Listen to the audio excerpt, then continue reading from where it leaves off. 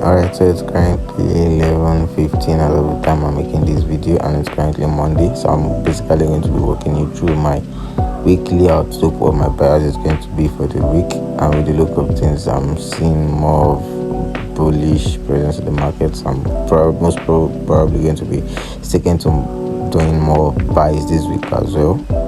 And let me not just confuse you, and let me just walk you through what I'm looking at and what made came to this conclusion, or what made me come to this conclusion.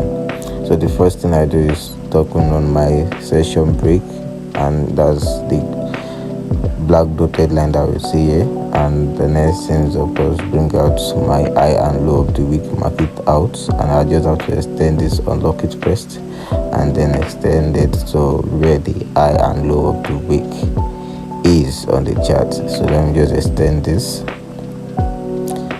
So the low of the week is somewhere here. That's the lowest point price ever go to.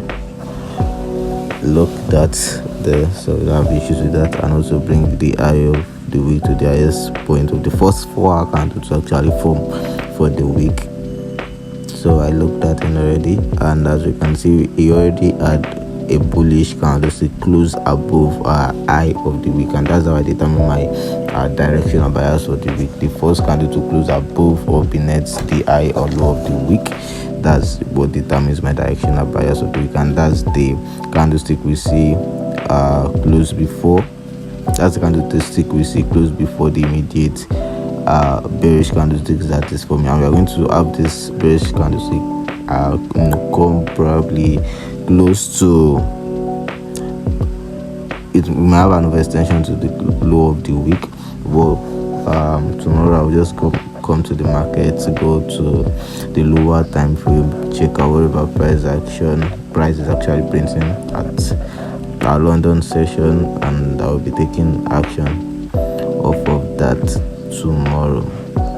So that's basically everything I'm looking at currently.